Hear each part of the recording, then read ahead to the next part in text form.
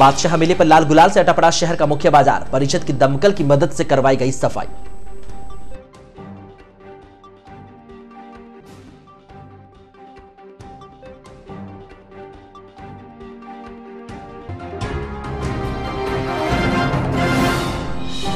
लोकसभा चुनावों में रावत राजपूत समाज ने ठोकी ताल। राजसमंद लोकसभा क्षेत्र से रावत प्रत्याशी को ही उम्मीदवार बनाने की रखी मांग।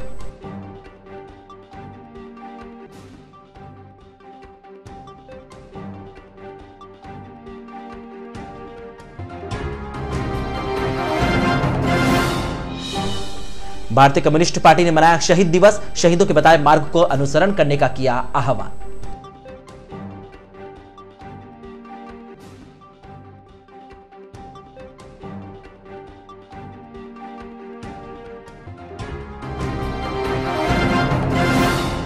और सुविधाओं को तरस रही है प्रदेश की सबसे पुरानी लाइब्रेरी। ना रोशनी है, ना पाठकों के लिए बैठने का स्थान।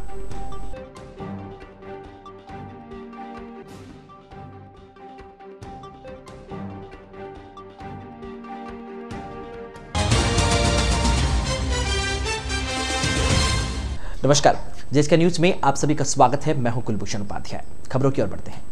भारतीय कम्युनिस्ट पार्टी और वामपंथी जनवादी मोर्चा की ओर से शनिवार को शहीद ए आजम भगत सिंह का शहीद दिवस समारोह पूर्वक मनाया गया। पार्टी के सहसचिव कॉमरेड जगदीश प्रसाद ने बताया कि टेक्सटाइल लेबर यूनियन कार्यालय महालक्ष्मी मिल गेट ब्यावर पर आयोजित कार्यक्रम के दौरान उपस्थित सदस्यों ने शहीद ए आजम भगत सिंह के चित्र पर पुष्प अर्पित कर उन्हें श्रद्धांजलि अर्पित की। कार्यक्रम को संबोधित करते हुए वक्ताओं ने कहा कि भारत की आजादी में शहीद भगत सिंह ने जो योगदान दिया है वो भुलाया नहीं जा सकता। आज आवश्यकता है कि हम उन शहीदों के आदर्शों को जीवन में अपनाते हुए समाज और देश की सेवा में योगदान दें। उन्होंने कहा कि समाज और राष्ट्र की सेवा ही इन शहीदों को सच्ची श्रद्धांजलि देना होगा। इस दौरान जगदीश प्रसाद, दयाराम भगत, पूरम सिंह चौहान, प्रताप साखला, विनोद कुमार, दशरथ परिहार, सचिन साखला, रोहित शर्मा, कुलदीप साखला, कृष्ण मुरारी शर्मा, कुणाल साखला, नितिन कृष्णा, रतन और खुशाल सहित अन्य कार्यकर्ता उपस्थित थे। हॉल के अंदर महान देशभक्त, क्रांतिकारी, महानायक शहीद ए आजम भगत सिंह का 88वां शहीदी दिवस मनाया गया, जिसके अंदर हमारे वयोवृद्ध नेता दयाराम जी भगत सीटू के अध्यक्ष उन्होंने शुभारंभ किया और नौजवानों को ये संदेश है कि आने वाले जो कल का जो समय है वो नौजवानों का है और भगत सिंह के जो पद चिन्हों पे भगत सिंह की जो सोच है उनको पूरी करनी चाहिए। इसी के साथ मैं इनकिलाब जिंदाबाद। बादशाह मेले के दौरान सड़क पर बिछी लाल गुलाल को शनिवार को नगर परिषद कर्मचारियों ने पानी डालकर सफाई की। परिषद की दमकल कर्मियों ने बदत से महावीर बाजार, एकता सर्किल, पाली बाजार, अग्रसर बाजार, अजमेरी गेट, सुभाष सर्किल, अमला मार्ग, भगत चौराहा, न्यायालय परिसर आदि क्षेत्रों में पानी डालकर गुलाल को बहाया, जिससे हवा चलने के दौरान गुलाल उड़े नहीं। वहीं मार्ग में आने वाले मुख्य सर्किलों और प्रतिमाओं पर भी पानी डालकर साफ सफाई की गई। शनिवार सुबह से शुरू हुआ सफाई का दौर दोपहर तक जारी था। ज्ञात रहे कि शुक्रवार को निकली बादशाह मेले की सवारी का मार्ग का पूरी तरह से गुलाल से अटा हुआ नजर आ रहा था। हर और लाल गुलाल की चादर सी नजर आ रही थी। महावीर बाजार से लेकर अजमेरी गेट मानो ऐसा प्रतीत हो रहा था कि सड़क पर लाल गुलाल की पूरी चादर बिछाई गई हो। हवा के साथ उड़ने वाली गुलाल के कारण होने वाली परेशानियों को ध्यान में रखते हुए नगर परिषद प्रशासन की ओर से शनिवार को साफ सफाई करवाई गई। सीडी थाने के प्रशिक्षु आरपीएस गिरधर सिंह ने मैं पुलिस दल के शुक्रवार रात्रि में मुखबिर की सूचना पर सातपुलिया स्थित केसरी नंदन गार्डन के पास दबिश देकर ताश पत्ती से जुआ खेल रहे 8 लोगों को गिरफ्तार किया। पुलिस ने गिरफ्तार आरोपियों से 61,200 रुपए की नकदी बरामद की है। पुलिस की ओर से गिरफ्तार आरोपियों के खिलाफ प्रकरण पंजीकृत कर लिया गया है। प्रकरण की जांच सिटी थानाधिकारी रविंद्र सिंह हाड़ा कर रहे हैं और जानकारी के अनुसार जिला पुलिस कप्तान कुंवर राष्ट्रदीप और व्रताधिकारी हीरालाल सैनी की ओर से चलाए जा रहे अपराधियों की धरपकड़ अभियान के तहत प्रशिक्षु आरपीएस को शुक्रवार रात को केसरी नंदन गार्डन के पास कुछ लोगों द्वारा ताशपत्ती से जुआ सट्टा खेलने की सूचना मिली। सूचना के बाद पुलिस टीम का गठन किया गया, जिसमें कांस्टेबल सावरलाल, पवन कुमार, कृष्ण कुमार, रामदयाल, हरिराम, लक्ष्मण, इंद्रजीत, धवल और सुरेश को शामिल किया गया। गठित पुलिस दल ने रात 11:40 पर केसरी नंदन गार्डन के पास में दबिश देकर ताश पत्ती से जुआ खेल रहे सूरजपोल गेट बाहर निवासी मोतीलाल पुत्र डूंगर सिंह साखला, दिलबड़ा रोड निवासी श्रवण पुत्र रामरतन साखला, आजाद नगर मसूदा रोड निवासी मनीष पुत्र गोविंदराम माली, मसूदा रोड पारस कॉलोनी निवासी प्रकाश पुत्र मीठालाल जांगीर, विजयनगर रोड चौहान कॉलोनी निवासी अशोक पुत्र राधेश्याम माली, गहलोत कॉलोनी निवासी नौरतमल पुत्र ताराचंद माली, पारस कॉलोनी मसूदा रोड निवासी मुकेश पुत्र जगदीश माली को गिरफ्तार किया। पुलिस ने मौके से 61,200 रुपए की नकदी भी बरामद की। थानाधिकारी रमेंद्र सिंह हाडा के अनुसार उक्त कार्रवाई आगामी दिनों में भी जारी रहेगी। आबकारी विभाग की ओर से शहर में रात्रि 8 बजे बाद अवैध रूप से शराब बिक्री करने वालों के खिलाफ अभियान चलाया जा रहा है। विभाग के अतिरिक्त आबकारी आयुक्त राजेंद्र सिंह के निर्देश पर सहायक आबकारी अधिकारी विजय जोशी और व्रताधिकारी राजेंद्र पारिक के नेतृत्व में शुक्रवार रात को शहर के सांसी बस्ती, कोठी चौक, सेदरिया, फतेहपुरिया दोयम और संजय नगर में कार्यवाही की गई। आबकारी थानाधिकारी हरस्वरूप ने बताया कि इस दौरान पुलिस दल ने संजय नगर में अवैध रूप से देशी शराब की बिक्री कर रहे संजय पुत्र प्रेमचंद मेवाड़ा को 19 पवे देशी शराब सहित गिरफ्तार किया है। राजेंद्र राठौड़ व आबकारी अधिकारी राजेंद्र पारिक एवं सहायक आबकारी अधिकारी विजय जोशी के नेतृत्व में अवैध शराब जो रात के 8 बजे के बाद में चलती हैं उनके ऊपर कार्रवाई की गई। इसमें मुख्यतः सांसी बस्ती, कोठी चौक, सेंदरिया रोड व संजय नगर में कार्रवाई की गई। संजय नगर से एक मुलजिम को गिरफ्तार किया जिसमें 19 पौवे देसी मदरा बरामद हुए और आगे भी ये कार्रवाई जारी रहेगी। श्री अखिल साधुमार्गी जैन संघ ब्यावर के तत्वावधान में आचार्य रामलाल महाराज और उपाध्याय प्रवर राजेश मुनि महाराज आदि ठाणा 35 के सानिध्य में होली चातुर्मास शनिवार को पूर्ण हुआ। इस दौरान चातुर्मास संयोजक दिलीप कुमार श्रीमाल और सह संयोजक विनय कुमार राका का विनोद नगर स्थित जवाहर भवन में स्वामी वात्सल्य के दौरान सकल जैन समाज के पदाधिकारियों ने शॉल और माला पहनाकर उनका बहुमान किया। बहुमान करने वाली संस्था में श्री जयमल जैन श्रावक संघ, श्री वीर संघ ब्यावर, श्री तपोगच्छ मंदिर मार्गी, श्री कतरगच्छ मंदिर मार्गी संघ ब्यावर, श्री प्राज्ञ जैन मित्र मंडल ब्यावर, श्री जैन दिवाकर श्रावक संघ, श्री मुक्ता मिश्र न्यास ट्रस्ट ब्यावर के सभी अध्यक्ष और मंत्रीगणों सहित बड़ी संख्या में श्रावकगण उपस्थित रहे। इसी प्रकार श्री साधु मार्गी जैन संघ ब्यावर द्वारा मुमुक्ष लवली बोथरा पुत्री अंदरचंद और कुसुम बोथरा का भी बहुमान किया गया। गिब्सन हॉस्टल स्थित उद्घाटन प्रवचन हॉल में दोपहर के मांगलिक के पश्चात आयोजित अभिनंदन कार्यक्रम में महामंत्री हुक्मीचंद ओसतवाल और पूर्व अध्यक्ष प्रेमचंद डेडिया द्वारा शॉल और माला पहनाकर अभिनंदन किया गया। अभिनंदन के दौरान पूरा पंडाल हर्ष हो गया और उपस्थित सभी केसरिया गाने भी लगे। इस दौरान निहालचंद कोठारी, विमलचंद खींचा, निर्मल कोठारी, गुलाबचंद चोपड़ा, जोधपुर आदि ने भी अपने अपने विचार भी रखे। सम्मान में बाद में मुमुक्षु ने सबको मांगलिक फरमाई। इस मौके पर मुमुक्षु के साथ उनके माता पिता भी मौजूद रहे। शहर के छावनी फाटक बाहर स्थित अंडरपास पर शनिवार दोपहर में एक ट्रेलर फंस गया। ट्रेलर के फंस जाने के बाद करीब आधा घंटे तक अंडरपास का रास्ता अवरुद्ध हो गया। यातायात अवरुद्ध होने के कारण दोनों तरफ से वाहनों की कतार देखी गई, जिसके कारण वाहन चालकों को भारी परेशानियां उठानी पड़ी। जानकारी के अनुसार शनिवार दोपहर में एक खाली ट्रेलर छावनी स्थित अंडरपास से गुजरकर डीडीएफसी कार्य पर जा रहा था। बताया जा रहा है कि इस दौरान ऊपर चढ़ते समय ट्रेलर असंतुलित होकर रास्ते में फंस गया, जिसके कारण आवागमन बाधित हो गया। आवागमन जो बाधित हुआ उसके कारण जो अंडरपास के दोनों और वाहनों की जो कतारें थी वो लंबी दिखाई देने लगी, जिसके कारण वहां से जो वाहन चालक गुजर रहे थे उनको परेशानियां उठानी पड़ी। करीब आधा घंटे बाद एक ट्रैक्टर की सहायता से ट्रेलर को खींचकर उसे ऊपर पहुंचाया गया, तब कहीं जाकर अवरुद्ध जो रास्ता था वो सुचारू हो पाया। वित्तीय वर्ष की समाप्ति पर आयकर विभाग भी सरकार द्वारा दिए गए लक्ष्य को प्राप्त करने में मुस्तैदी के साथ जुट गया है। इसको ध्यान में रखते हुए आयकर अधिकारियों ने उद्यमियों और व्यापारियों को आयकर रिटर्न और एडवांस आयकर समय पर जमा करवाने की अपील की है। आयकर अधिकारी प्रदीप कृपलानी ने बताया कि नए प्रावधानों के अनुसार यदि समय पर आयकर विवरण और कर जमा कराकर व्यापारी परेशानी से बच सकते हैं। उन्होंने समय पर टैक्स जमा नहीं करवाया तो विभाग के नोटिस को नजरअंदाज किया तो उनके खिलाफ नियमानुसार कार्रवाई की जाएगी। उन्होंने बताया कि हाल ही में जो सर्वे कार्रवाई हुई है, ऐसी कार्रवाई आगे भी हम जारी रखेंगे। अधिकारियों के मुताबिक प्रधान आयकर आयुक्त की ओर से संभाग की 25 से ज्यादा व्यापारियों को नोटिस जारी किए गए हैं। इनमें ब्यावर के भी 3 व्यापारी शामिल हैं। यदि विभाग द्वारा जारी नोटिस का जवाब संतोषजनक नहीं मिला तो जेल की सजा का भी प्रावधान है। जिन करदाताओं ने अपनी निर्धारण वर्ष 18-19 की आयकर विवरणी आज तक कार्यालय में प्रस्तुत नहीं की है, वो अपनी आय का सही आंकलन कर 31 मार्च 2019 तक अपनी आयकर विवरणी कार्यालय में प्रस्तुत कर दें। अन्यथा आने वाले समय में आयकर विवरणी प्रस्तुत नहीं करने के एवज में कई तरह की शास्ति तथा प्रोसिक्यूशन का मामला भी हो सकता है।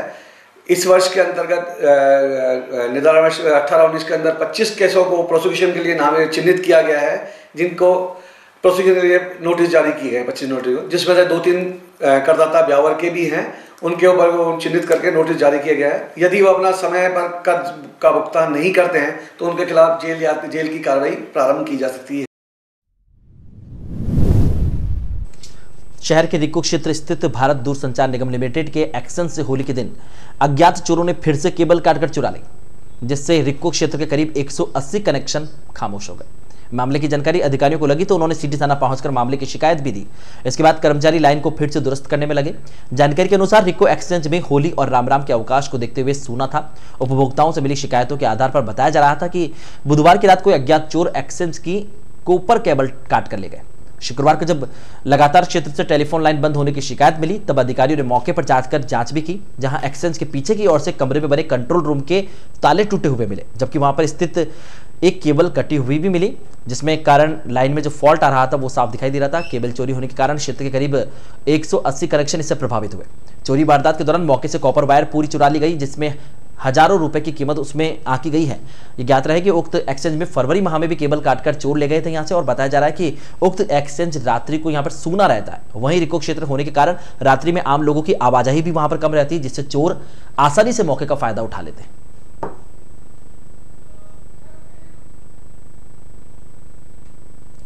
देश भर में लोकसभा चुनाव का शंखनाद हो चुका है। राजनीतिक दलों की ओर से प्रत्याशियों की घोषणा की जा रही है।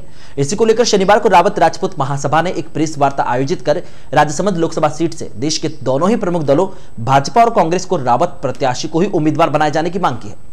वार्ता के दौरान इसके भाव में समाज पदाधिकारियों ने दोनों राजनीतिक दलों को इसका खामियाजा भुगतने की चेतावनी भी दी है। समाज पदाधिकारियों ने जताया है कि अगर दोनों ही दलों ने किसी भी रावत प्रत्याशी को उम्मीदवार नहीं बनाया तो रावत राजपूत महासभा की ओर से निर्दलीय प्रत्याशी खड़ा किया जा सकता है और उसे भारी मतों से जिताकर संसद में भेजा जाएगा। शहर के अजमेर रोड स्थित श्री होटल में आयोजित प्रेस वार्ता के दौरान महासभा के पूर्व अध्यक्ष चतर सिंह चौहान ने बताया कि राजसमंद लोकसभा क्षेत्र में रावत जाति का बाहुल्य है। यहां पर रावत मतदाता ही चुनावी तस्वीर तय करते हैं। उन्होंने बताया कि राजसमंद लोकसभा सीट से किसी भी बाहरी प्रत्याशी को बर्दाश्त नहीं किया जाएगा। उन्होंने भंवर सिंह पलाड़ा और दिया कुमारी का नाम लेते हुए कहा कि इन्हें किसी भी सूरत में बर्दाश्त नहीं किया जाएगा। केवल स्थानीय और रावत समाज के प्रत्याशी को ही इस क्षेत्र में पसंद किया जाएगा। उन्होंने पूर्व सांसद राजा सिंह का हवाला देते हुए बताया कि पार्टी ने उन पर 6 बार भरोसा जताया और वे 5 बार जीतकर संसद पहुंचे। चौहान ने बताया कि दोनों प्रमुख राजनीतिक दल जिस किसी भी रावत प्रत्याशी को उम्मीदवार बनाते हैं उसमें से जो सबसे ज्यादा समाज के लिए हितकर होगा उसे ही समाज जिताएगा। वर्तमान विधायक शंकर सिंह रावत का नाम भाजपा से सामने आने के सवाल पर चौहान ने बताया कि उन्होंने समाज के लोगों पर हमला करवाया है, उन्हें समाज बर्दाश्त नहीं करेगा। विरोध के बाद भी विधानसभा में जीत दर्ज करने के सवाल पर उन्होंने बताया कि 44,000 की जीत मात्र 4,000 पर सिमट कर रह गई। यह समाज की एकता के परिचायक है। प्रेस वार्ता के दौरान समाज के पूर्व अध्यक्ष नंदकिशोर सिंह, संरक्षक नारायण सिंह पवार, महामंत्री बलवंत सिंह भाटी, नवयुवक मंडल अध्यक्ष एडवोकेट जितेंद्र सिंह पवार, हीरा सिंह रावत, एडवोकेट नरपत सिंह रावत सहित अन्य मौजूद रहे। वित्तीय वर्ष की समाप्ति को ध्यान में रखते हुए परिषद प्रशासन ने विभिन्न शाखा प्रभारियों को तय लक्ष्य की प्राप्ति को गंभीरता से लेने के निर्देश दिए हैं। इसी को ध्यान में रखते हुए शनिवार को अवकाश में भी लेखा शाखा, राजस्व और अन्य कर सहित गृहकर शाखा प्रभारी जो थे टीम के साथ में कार्यालय में उपस्थित हुए। मार्च के अंत तक ज्यादा से ज्यादा राजस्व की प्राप्ति करने के लिए विभिन्न शाखा प्रभारी बकाया वसूल के लिए टीम के साथ जुटे हुए हैं। इनमें गृहकर शाखा की ओर से नगरीय विकास कर और अन्य ब्रह्म विकास कर की वसूली के लिए अभियान शुरू किया गया है, तो राजस्व और अन्य कर शाखा की ओर से निजी समारोह स्थल मालिकों, मोबाइल टावर कंपनियों और अन्य से पंजीयन और अन्य शुल्क वसूली के लिए नोटिस जारी करने की कार्यवाही शुरू कर दी गई है। लेखा शाखा अधिकारियों की माने तो मार्च अंत तक अधिक से अधिक राजस्व प्राप्ति का प्रयास किया जा रहा है, जिसमें तय लक्ष्य की प्राप्ति के साथ नगर परिषद को आय भी प्राप्त हो सके। इसके लिए पूर्व में आयुक्त ने सोमवार को राजस्व अधिकारियों और लेखा शाखा अधिकारियों की मीटिंग भी बुलाई। इसमें तय हुआ कि फिलहाल ऐसी बकाया की वसूली हो जो तुरंत प्राप्त की जा सके। श्री अखिल भारतीय साधु मार्गी जैन संघ कार्यकारिणी की बैठक शनिवार को संपन्न हुई। नानेश रत्नम महावीर भवन में आयोजित बैठक में श्री अखिल भारतीय साधु मार्गी जैन संघ और श्री अखिल भारतीय साधु मार्गी महिला मंडल के पदाधिकारियों ने शिरकत की। इस दौरान बड़ौदा के डिप्टी कलेक्टर उमेश गांधी और मुमुक्षु लवली बोथरा का शॉल और माला पहनाकर स्वागत अभिनंदन किया गया। बैठक में संघ के राष्ट्रीय पदाधिकारी, अध्यक्ष, महामंत्री और कार्यकारिणी सदस्यों के अलावा पदाधिकारी भी मौजूद रहे। नगर परिषद की आर्थिक कमजोर स्थिति को ध्यान में रखते हुए राजस्व और अन्य कर शाखा की ओर से अतिरिक्त आय के लिए निजी भवन संचालकों के बाद शहर में विभिन्न समाज संगठनों की ओर से संचालित भवनों के पंजीयन और अन्य शुल्क जमा कराने के लिए उन्हें भी नोटिस जारी करने का निर्णय लिया गया है। राजस्व अधिकारी विकास कुमावत ने बताया कि आयुक्त के निर्देशानुसार अन्य कर शाखा की ओर से योजना बनाई गई है कि शहर में संचालित 27 समारोह स्थल से तुरंत बकाया वसूली की जाए। इसके लिए परिषद की ओर से उन्हें नोटिस जारी किए गए हैं। इसके बाद अब शहर में विभिन्न समाज संगठनों की ओर से संचालित ऐसे भवनों को नोटिस जारी करने का निर्णय लिया गया है जो अब तक परिषद में पंजीकृत नहीं है। इनमें से करीब 35 को नोटिस जारी करने की तैयारी हो चुकी है। राजस्व अन्य कर शाखा की ओर से समारोह स्थलों से सफाई शुल्क, फायर एनओसी शुल्क, वार्षिक उपयोग अनुमति शुल्क, पंजीयन शुल्क लिया जाता है।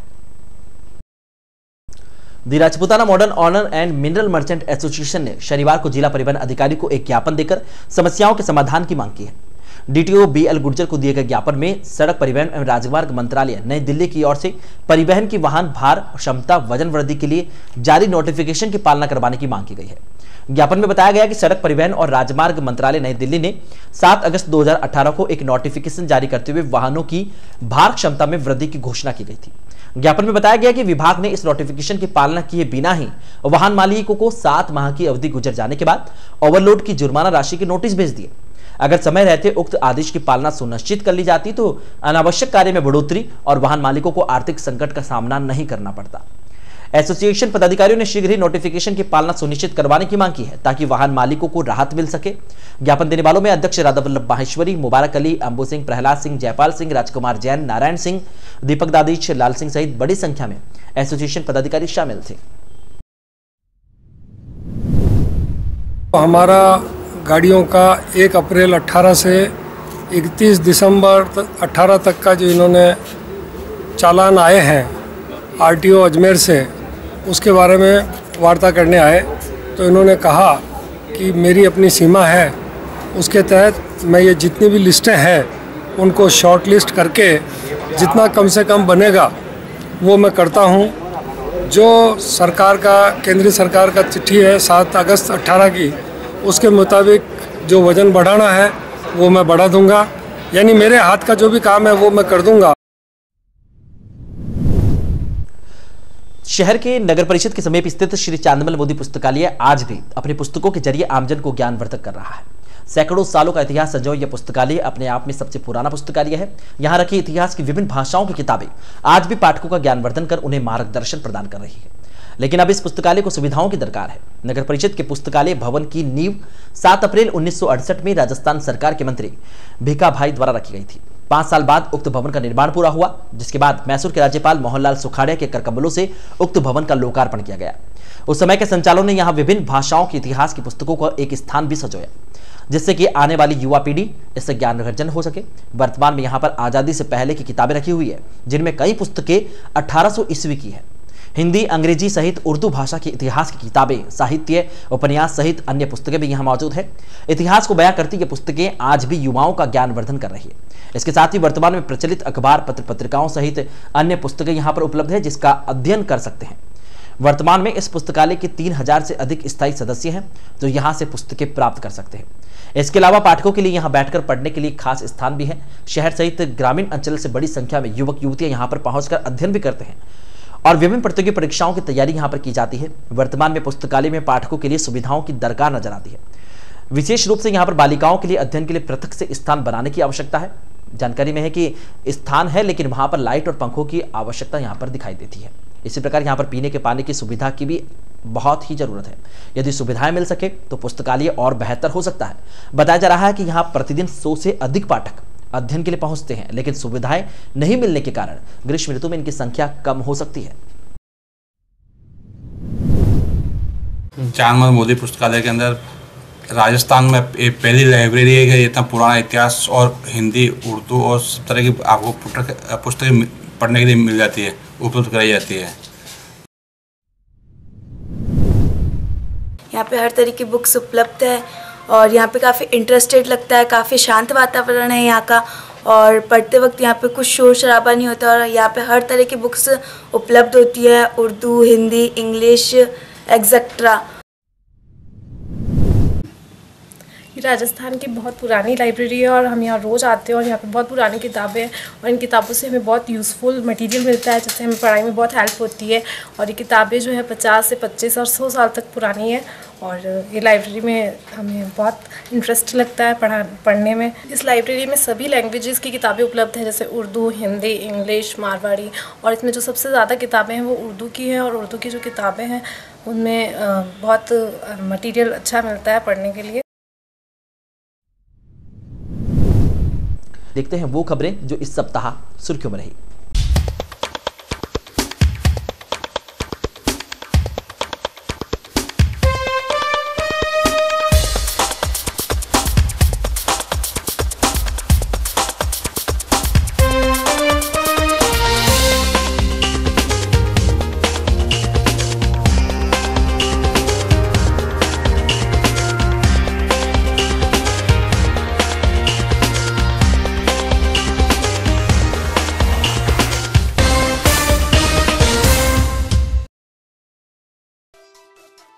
श्री श्याम मित्र मंडल की ओर से रविवार को खाटू श्याम बाबा का वार्षिक उत्सव धूमधाम के साथ मनाया गया। इस मौके पर मित्र मंडल की ओर से फतेहपुरिया चौपट से श्री गणपति मंदिर से खाटू श्याम बाबा की शोभा यात्रा निकाली गई।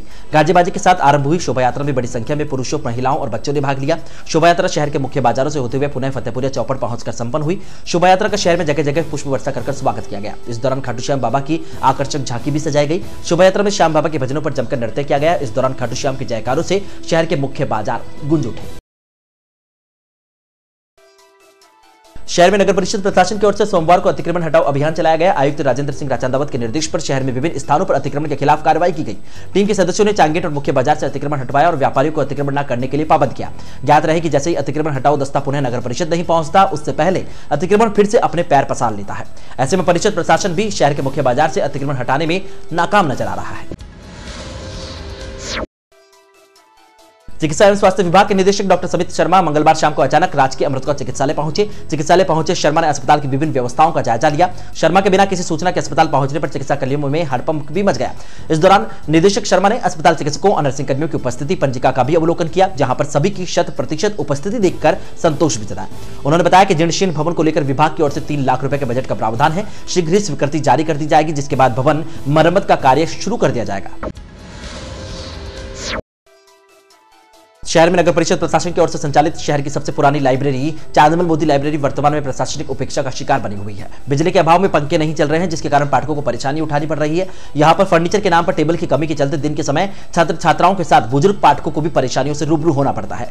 साथ ही छात्राओं के लिए अलग से व्यवस्था नहीं होने के कारण छात्राओं को छात्रों के साथ बैठकर ही अध्ययन करना पड़ता है। इस सप्ताह शहर के विभिन्न संगठनों द्वारा फागोत्सव का आयोजन किया गया। बांके बिहारी मंदिर में एकादशी के अवसर पर कृष्ण दीवानी स्वरागिनी ग्रुप द्वारा भजनों की प्रस्तुतियां दी गई। हीरालाल जगन्नाथ ट्रस्ट के अध्यक्ष मानक डानी ने बताया कि ग्रुप की संचल सोनी और शालिनी शर्मा ने फाग गीतों की प्रस्तुतियां दी, जिस पर उपस्थित श्रद्धालु झूम उठे। इसी प्रकार सनातन धर्म सत्संग सभा ब्यावर की ओर से संचालित गीता भवन में रविवार को फागोत्सव का आयोजन हुआ। इस मौके पर के सुदामा एंड पार्टी के भजन गायकों ने मधुर फाग गीतों पर प्रस्तुतियां दी। कार्यक्रम में बड़ी संख्या में श्रद्धालुओं ने, सनातन धर्म सभा के पदाधिकारियों और अतिथियों ने जमकर ठाकुर जी के संग फूलों के साथ होली खेली।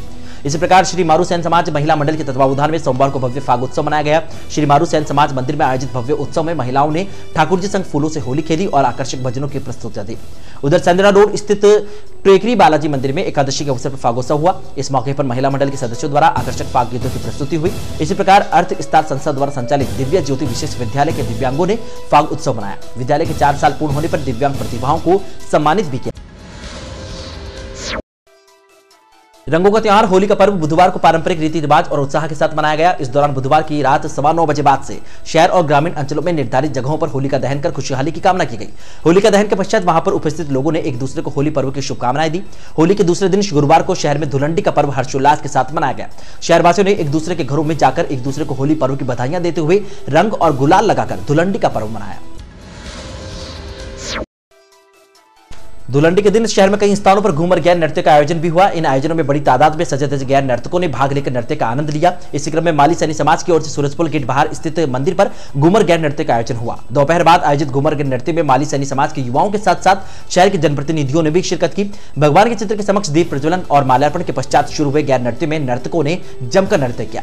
विभिन्न प्रकार के आकर्षक और रंगीन परिधानों में सजे धजे नर्तकों ने जमकर नृत्य किया। इसी प्रकार पे माल्यान चौपड़ पर विशाल घूमर गैर नृत्य का भी आयोजन हुआ। गुरुवार दोपहर बाद बाद आयोजित घूमर के नृत्य में युवाओं ने कई स्वांग रचकर भाग लिया। धुलंडी के दूसरे दिन जिनकर समाज की कोडामार होली का आयोजन हुआ। कोडामार होली के दौरान भाभीओं ने देवरों की पीठ पर कोड़े बरसाए तो देवरों ने भी परंपरा अनुसार भाभीओं पर रंग डाला। कोडामार होली के आयोजन से पूर्व शुक्रवार दोपहर 12:30 बजे 4 भुजनाथ मंदिर से शोभा यात्रा निकाली गई, जो पाली बाजार से होते हुए मंगल मार्केट के समीप पहुंची। इसके बाद समाज के पदाधिकारियों द्वारा ठाकुर जी को कड़ाहों में स्नान करवाया गया। भगवान के होली खेलने के बाद परंपरा अनुसार भाभी और देवरों ने करीब पौन घंटे तक कोडामार होली खेली।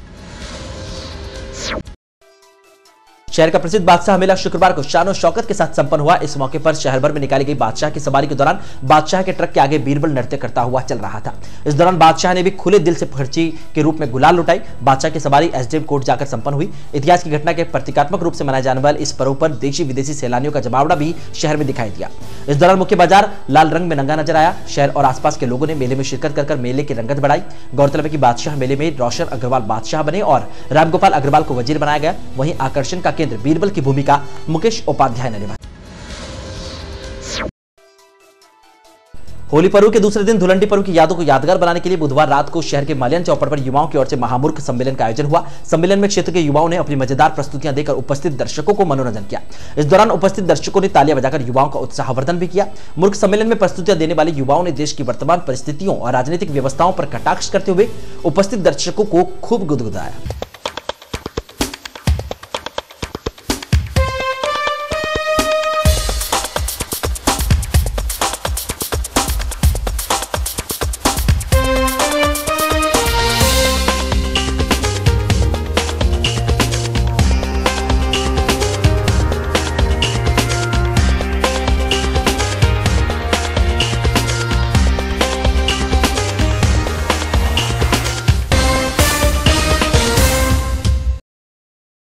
तो ये था साप्ताहिक टॉप 10 न्यूज बुलेटिन और इसी के साथ आज के बुलेटिन में फिलहाल इतना ही। पूरी टीम के साथ दीजिए इजाजत, फिर मिलेंगे। नमस्कार।